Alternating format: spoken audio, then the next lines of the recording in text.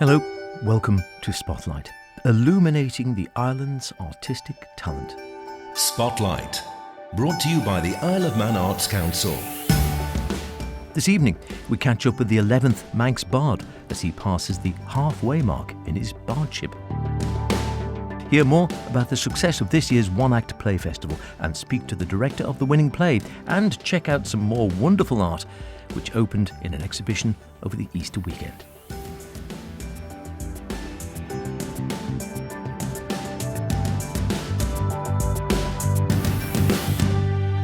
Remember, do get in touch with any creative artistic endeavours you may be involved in planning, hoping to create, or would really like to put in the spotlight. Yes. Poetry, theatre, music, literature, ceramic, sculpture, drag, film, mime, TV, social media, you name it. If it's arty, get in contact. Must have a Manx link, of course. Howard Kane with an E at manxradio.com. Spotlight at manxradio.com. Love to hear from you. Get you on the show. Without further ado, thoroughly enjoyed the Isle of Man Art Society Easter exhibition at the Villa Arcade. Been going since I was in short pants, which to be fair was only a couple of years back. And yes, I did buy some artwork, rapidly running out of wall space. However, there was also another wonderful exhibition which opened its doors over the Easter weekend.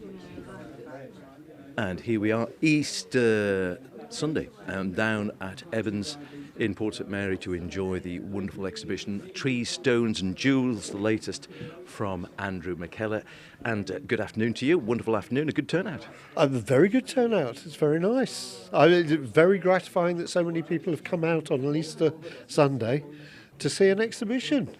Well, I think they should as well, wonderful. Tell us about the title, Trees, Stones and Jewels. Right. Well, the trees and stones form part of the Isle of Man. The jewels is the mystery bit, but basically it refers to the fact that more colour is being introduced into my pictures, which is deliberate and comes about from the fact that when you get out on the island, you will often find that the colour of the sunlight or the morning, sunrise, sunset, has actually impregnated everything that you look at. I like to think that's why they say we're the jewel of the Irish Sea. But it is, to me, it stuns me how a sunset can influence the total view that you're looking at. It reflects on the stones. It's gorgeous. So predominantly pen and ink, but as you say, introducing these elements of colour. Yeah, that's still ink. It is pen and ink, occasional pencil work, but they're pretty much all of them are pen and ink. But still, I'm using the deconstruction of water-based inks so that there is a variety of colour that's built in, which is quite random, but it allows a flow in the picture, which I think is quite important to giving a sense of places being like a living. Mm-hmm. A living place, which I like. But also, I get a buzz out of decay. There's certain things which are clearly decaying, and I do worry that perhaps we're going to tidy up the island a bit too much. And as you're saying that, we're looking at one of the, I was going to say numerous, I shouldn't say that, should I? It isn't but numerous. There are a few old boats. This like is gone. It's gone altogether, so It's lovely gone. old boat. Where was this? That was in Peel. That's down by the bridge in Peel, the harbour under the bridge where you're heading down the river towards, out of town, actually, quite a way out of town. There was a wreck of a boat down there, which I don't even know the name, but it was lovely, really nice to look at. And what is it sort of draws you as you're going around the island? I mean, I'm assuming, do you go around and do you just sort of see a site and think this works? Do you do a quick sketch there and then, or how does that work? Sometimes that's what I do. And sometimes I will just do a quick sketch and that becomes the picture. More often I'll take photographs and take several photographs and try and build a picture out of it. But also I will make efforts to go and visit sites that I consider interesting, like, for instance, Mill Circle, Ballykelly, Cashlinard and things like that. Mill Circle, different composition from what you normally see, because since we've had the wind, we can now actually see Snaefell from up there. And I perhaps exaggerated it very slightly to get it into the picture. But it kind of works.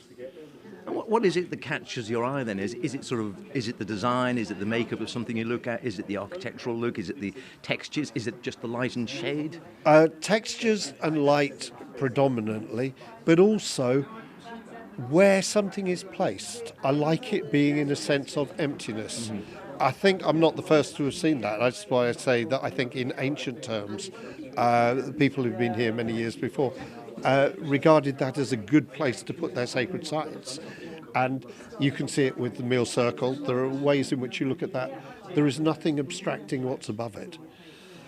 The same with Cashtel. But Cashtel is great because you can see it in front of the mountains, or you can see it looking out over the sea, which is how I like it. Ballakelly's the same.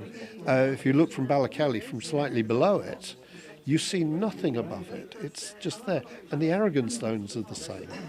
It's just sky above. And I'm sure a sense of ancient spirituality. Yeah, there's definitely. They use that. I'm sure of it. And I think we still do. But then, as people that I've known in the past would say, that's because they often built, the new religion built its sites where people used to congregate and go. So, yes, we use it still. We do. And is it all work? The last time we chatted, it was, I think, Harbours and Safe Places, the exhibition a couple of years ago. Are these all been done since, or these pieces that have been done before, during, after? Most of this has been done since. There are a couple of pieces that were done before, and there are various ideas that came about, like, for instance, this was one of the pre-production pieces for what went on the boat. This is an older picture. I think this was in the exhibition before. But the rest of it, there's one other, which is the Ravens over Mackellar. Oh, yeah, that's lovely. Which I must admit I like. But again, because it's empty, and you're looking down there, but you still get a sense of the emptiness. Maybe it's something perverse in me, but I like that. No, me too. I'm always drawn to empty spaces and desolate spots and such like. Yeah. And we've got a mixture in the exhibition of that, some of the beautiful landscapes, other places like the one that catches the eye as soon as you come in, which is a lighthouse there. I saw it and thought, I recognise that straight away. And you were asking me, but you know where it is. And I do. Couldn't tell you, though, until you told me it's down in Castletown. Yeah. Wonderful, great, that one. And again, you really get that sense of these really muted colours. Yeah. The colours... for that one, you have to bring in a bit of red, I think, because the red forms part of the actual image that people are familiar with. But still, most of it is to do with getting the sense of light in by the breakdown of the ink in the first place. But the red helps you get the banding that's on the lighthouses. It kind of works. The colour helps, and I like to think that it's not quite the jewel image, which I prefer. That we get from here, for instance, but it still adds a slightly more than just the deconstruction of a particular ink. So what is it that fascinates you with the media, with pen and ink? It's unpredictability. I like to think of myself as an abstract painter. These will flow and mix and retain their colour, and I like that randomness. I think the randomness is important to images which want to portray something as if it's a living thing, because ultra straight lines don't fit with living things. But a little bit of randomness fits. It's like when we look at things, how do we tell if they're alive? It's really because they're not still. So although there's a lot of stillness in the picture, I like some of the objects not to look still. I want people to look at them as if there's a sort of movement. Not much, just I like that to come through from the drawing. Yeah. We were saying that before. We were looking at, I think, the harbour just behind us here down in Peel Harbour, which looks absolutely still. You just see the reflection, and this feels like there's absolute sort of stasis on that one. And then a bit further down, which is the Port St Mary, I think, at night. And again, there's just a feeling of more movement going around there, isn't it? It just feels like there's more movement there compared to the ones either side, and you really do pick that up. Do you have a favourite sort of subject. I mean, I know again harbours obviously some of the architectural things, but as you say, there's far more abstract ones just based on the landscapes. I like the landscapes. I particularly like Fort Island because it stands out on its own. But also, I really like Ballakelly. Mm-hmm. It's somewhere I go back to draw regularly. Not a lot of people know the site, which I can't say is bad for me. But it has a sense of being on its own within a space, which I really like. And it picks up the light when you've got evening sunshine on it. And it makes for great pictures. It's great stuff, small but perfectly formed, and captures the essence of some of the island's remote landscapes and iconic structures. Trees, Stones and Jewels is on at Studio 42 in Port St Mary until mid-May. All the work is for sale, though don't leave it too long if you're looking to buy, as there were already a few dots there before I left. Now, we heard a poem from the 11th Manx Bard, Bradley Chambers, a week or so back to celebrate World Poetry Day, and I promised we'd hear more from Bradley as he passes the halfway mark in his time as Bard. Well, it's a bit later than planned, for which my apologies, but here he is. First off, I asked Bradley if the first part of his bardic year had shaped up as he'd imagined. It shapes itself, I think, as the year goes on. So people approach with requests, and that really determines what I write about, what I do, what events I attend. So it's very organic. You never know what's going to come next, really, and you respond and react accordingly. And so has it affected, do you think, your writing style? Well, you have to be able to write at short notice. So writing under pressure is a skill if I didn't have before. I certainly have now, because sometimes you're not given very much notice at all. But I do my best, and that's the thing. It's a case of trying to write something that really captures the feeling that person or that organisation wants to evoke, and just doing the best you can with it. But it's very different writing for other people, for other reasons, for other themes, rather than just writing for myself because I want to write a poem. Yeah, exactly. And are you the sort of person who sort of thrives with a deadline, or is it a case of, oh my God, deadline coming up? Well, no, luckily I like pressure, really. I write well under pressure because you have to produce something, and it has to be something of good enough quality. So I just see it as a challenge, and I really enjoy it. And do you think when you're writing the poems again, because you were saying, I think when we first spoke, how you like writing in different styles and you like the different types of poetry, whether it's free of vanilles or whether it's, whatever type of poetry, you like experimenting. Do you find when someone comes in with a request or a particular event, you think, actually, this might suit this, or is it quite organic? It is organic, and normally people don't really know exactly the shape of poem or the type of poem that they're looking for. So what you do is you do some research, you do your homework, you find out what the event is, what the purpose of it is, or what the individual's really wanting you to bring about, and you shape your poem accordingly, and it grows by itself, really, is what I find.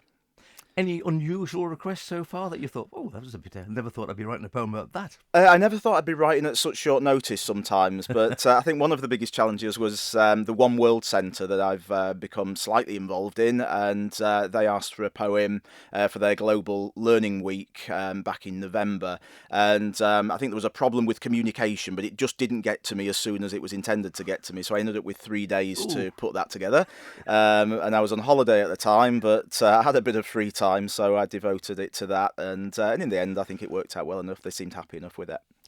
And what about the performance aspect? Because again, a lot of poets will write, obviously, clearly, otherwise there wouldn't be poets, but aren't necessarily always used to the performance aspect. Where are you on that spectrum? Did you sort of perform before? Is that something you've had to adapt to? I've had to adapt to it. I do quite like performing, but it doesn't necessarily mean I'm good at it. I think I'm naturally shy as an individual anyway. I'm fairly introverted, so actually going out there and being bold and brave and really performing something with confidence confidence is a bit of a challenge for me, but I've been able to do it, and it's just lovely getting the feedback from the audience and knowing that they've really enjoyed something that I've created. So that really sort of spurs you on, and often you don't think something's gone down terribly well. You don't think that something's really worked, but then there's always someone who comes up to you afterwards and said, "I really like that particular poem." So you never know what's going to work for any individual. It's really interesting. That's always true. And do you get, that's an interesting point, I mean, do you get lots of feedback at events from the audience? You get some feedback. I mean, I think people are fairly reticent about giving feedback sometimes, but what I do is I approach people that I know well. I ask friends, family members, or people I don't know well. Sometimes people from the poetry community, and I ask, what do you really think about this poem? Give me some feedback, good or bad. And people are usually quite happy to do that, and that certainly helps. If something's working or if something isn't, just by people's response to it. As we said, we're just over the halfway mark now. Any big events coming in the remaining, just under 6 months? There is one thing that I'm working on myself. It was an idea I had to try and bring all the bards together, including the youth bards, because we really mustn't forget about the youth bards. And we've just inaugurated the most recent youth bard as well. So, and I believe she's coming on in a week or so. Is she not, Matilda Watson? So I thought of bringing all the bards together and writing a collective poem. And most people, or if not everyone, seems really up for that. So I've got the theme of summertime in the Isle of Man.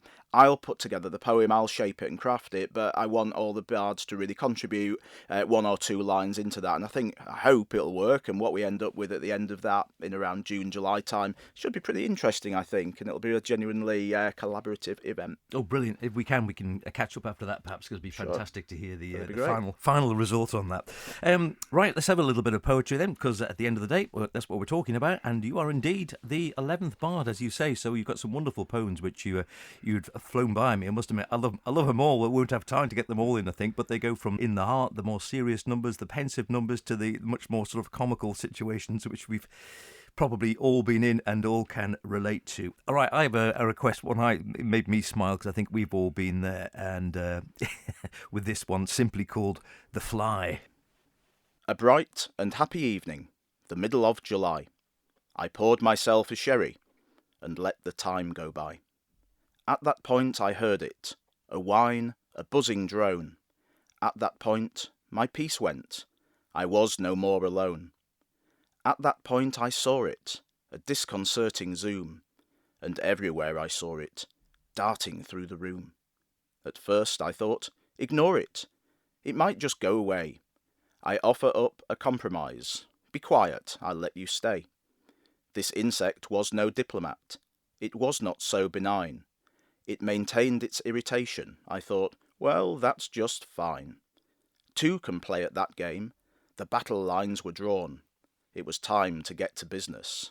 I would take the fight head on.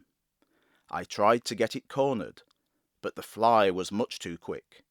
It manoeuvred out of eyesight and beyond my swatting stick. I chased it round the living room and onwards up the stairs, in each bedroom and the bathroom, till I caught it unawares. I found it resting on a curtain. I lunged straight at it and beyond, straight through an open window into the garden pond.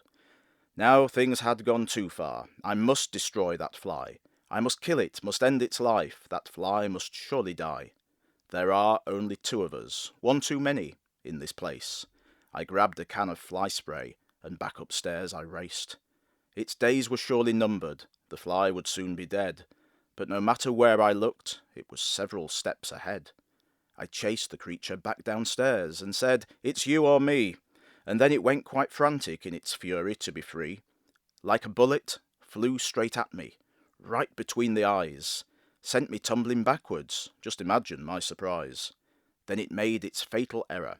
As I got up from the floor, it flew into the kitchen, and I quickly shut the door. At that point, the cat came in. Its head came through the flap. The fly, it seized its final chance, went straight through the open gap. I could not quite believe it. I thought I'd had it beat. I stand here staring at the cat, contemplating my defeat. Dazed and wet and worn out, that fly it won hands down. It never once gave up on hope and made me look a clown. So let this be a lesson. When all hope seems quite lost, it takes a lot of courage to survive at any cost. I do not blame the blighter. It won the game 1-0, and in that great wide wonder, it's out there flying still. So, when the game seems over, don't give in too soon, still try. There's something altogether humbling to be upstaged by a fly. Happens to me every day. Wittily captured by Bradley in verse there, and we'll catch up with him again, as we said, before the end of his year and hear about that project. Hopefully, that end of the year will be here before you know it, no doubt. Spotlight, brought to you by the Isle of Man Arts Council. Now, the One Act Play Festival was a great success this year down at its spiritual home at the Erin Arts Centre. To hear more about the festival and the winning play, plus what happens now the dust has settled, I had a chat with Madford Chair Leandra Lorna and director of the winning play presented by the Russian players and one of the coordinators of the One Acts, Sarah Lockyer. It was my first year as chair. It was fabulous. We were really blessed in that we had wonderful footfall at the festival down in Port Erin at the Erin Arts Centre. We did it over 4 nights, and I was very nervous. I read from scripts because I was that nervous each night. However, the audience was so receptive to every play. The youth night was a highlight for myself. We are very lucky to have one of the youth winners here today. Maddie performed in Juliet's Garden, who was also part of a team for stage 1, which under the wonderful tutorage of Jackie Hawkes. So that was a wonderful highlight for me. And then obviously the play that when I was reading them before we went to the festival was Blood of the Lamb, sorry. And it was amazing to watch it from the paper, from the script on the actual night. And it won, so that was wonderful, which Sarah directed. For me, wonderful festival. Really enjoyed every single minute of it. And good audiences? Audiences were great. I mean, we had full house on the youth night, which was the Friday night, and near full houses on every other night. It was fabulous to see so many people who supported us and left smiling. It was great. We had a great time. It was fab. I'm shattered, but it was great. They are tiring. It does take a lot out of you, doesn't it? I Yes. think even from an acting point of view or playing backstage, but actually organising the whole thing, I'm sure, is a full-on job for a goodly number of weeks. Better mention the adjudicator again, because that's a very important part of the festival, having a good adjudicator. We had a fabulous adjudicator, Sue Doherty. She's came across, she gave some wonderful feedback. She continually gives feedback to us as well, even after going back to Liverpool and things for in the future. Sarah, you got some lovely feedback from Sue. Got some excellent feedback from Sue, very supportive, and I believe that each of the teams really appreciated the time she took to spend with them as individuals after the main adjudication, to give them pointers, and it was all very supportive, but every little detail she spotted and commented on, and she was absolutely charming through the whole process, so we were very, very lucky with her. So tell us a little bit about the winning one-act play. Well, I directed Blood of the Lamb. It's a powerful play, and I think one of the things about the One Act Festival that we've discussed in the past is that it gives groups an opportunity to do something a little different from maybe their main productions during the year. Blood of the Lamb focuses on issues surrounding abortion law in America.